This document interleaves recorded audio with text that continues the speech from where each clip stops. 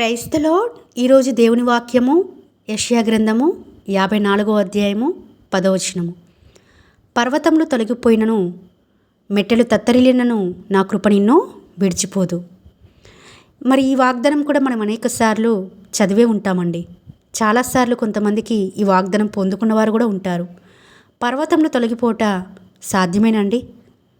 చాలా కష్టతరం, చాలా ప్రయాసంతో కూడుకుంది. ఒక పర్వతాన్ని, ఒక కొండను త్రవ్వాలంటే ఎంతో శ్రమతో కూడుకున్న పని. అవి తొలగిపోయినా పోవచ్చు, మెట్టలు తత్తరిల్లొచ్చు, కానీ నా కృప నిన్నెప్పటికీ విడిచిపోదని దేవుడు ఈ రోజున ఈ వాక్యం ద్వారా మనతో స్పష్టంగా మాట్లాడుతున్నాడు. మరి ఈ రోజున చూస్తే చాలామంది మన జీవితాలలో ఎన్నో పరిస్థితులు గుండా వెళ్తున్నప్పుడు మరి దేవుణ్ణి విడిచిపెడతామేమో, కానీ దేవుడు మనల్ని విడిచిపెట్టడండి. ఆయన కట మన ఎడ్ల అనుదినము నూతనమైన వాత్సల్యం పుడుతుందట. దేవునికి మన ఎడ్ల నూతనమైన వాత్సల్యం పుడుతుంది కాబట్టే మనం ఎంత తప్పిపోయినప్పటికీ, ఎంత పడిపోయినప్పటికీ, దేవునికి దుఃఖకరంగా ఆయాస్కరంగా జీవిస్తున్నప్పటికీ క్షమించగలుగుతున్నాడు.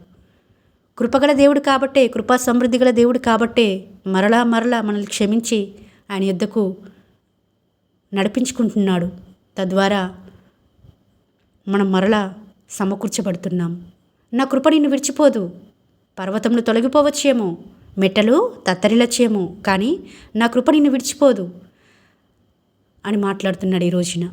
నిజంగా అండి, మనం ఎంత బుద్ధిహీనమంటే దేవుడు ఎంతో సమయం ఇస్తాడు, ఎంతో ధనం ఇస్తాడు, ఎంతో శక్తి సామర్థ్యాలు, జ్ఞానం ఇస్తాడు మనకి.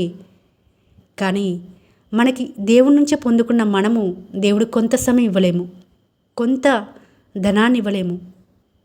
దేవుడిచ్చిన జ్ఞానమునే సువార్త ప్రకటించడానికి, దేవుడిచ్చిన శక్తినే, బలాన్నే ఆయన పని కొరకు వాడలేము. మనం అంత బుద్ధిహీనులము. అలాంటి బుద్ధిహీనులమైనప్పటికీ, తిరుగుబాటు స్వభావం గల వారమైనప్పటికీ మనం ఎప్పుడైనా ఒకటే చేస్తామండి. మనుషులంగా చెయ్యొద్దన్న పని చేస్తాము, చెయ్యమని పని చెయ్యం. అలాంటి మనస్తత్వం గల మనుషులం మనం, ప్రతి ఒక్కరం కూడా. కానీ దేవుడు నా కృప నిన్ను ఎప్పటికీ విడిచిపోదు, ఎప్పటికీ విడిచిపోడు. ఆయన కృప ఉంది కాబట్టి ఈ రోజున, ఈ దినమున, ఈ క్షణమున మనం ఇంకా బ్రతికి శ్వాస తీర్చుకుంటున్నాము. లేకపోతే ఎప్పుడో లేమైపోతామండి. మన పాపములు, దోషములు, మనం చేసిన తిరుగుబాటు, ఇవన్నీ ఒకసారి జ్ఞాపకం చేసుకుంటే ప్రతి ఒక్క జీవితంలో అండి, నీతిమంతుడు లేడు, ఒకడు లేడు, మేడు చేయవాడు ఒకడు లేడు అన్నాడు కదండి వాక్యంలో. ఒక్కరు కూడా ఉండరండి నీతిమంతులు. మనల్ని అందరినీ క్షమించి ఆయన కృపచేతనే మనల్ని నడిపిస్తున్నాడు, బ్రతికిస్తున్నాడు, పోషిస్తున్నాడు.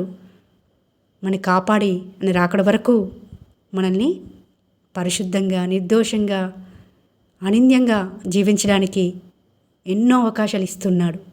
కాబట్టి ఈ రోజున ఈ వాక్యం ద్వారా పర్వతములు తొలగిపోయినను, మెట్టలు తత్తరిల్లినను ఆయన కృప మనల్ని విడిచిపోదని ధైర్యంతో, ఎన్ని సమస్యలు వచ్చినా, ఎన్ని ఒడిదొడుకులు వచ్చినా గట్టిగా మన విశ్వాసం చేపట్టి మన రక్షణను భయముతో, వణుకుతో కొనసాగించి దేవుని రాకడ వరకు మనము పరిశుద్ధంగా, నిర్దోషంగా జీవించి ఎత్తబడే వారి గుంపులో ఉండాలని ప్రభుపేట మనవి చేస్తున్నాను.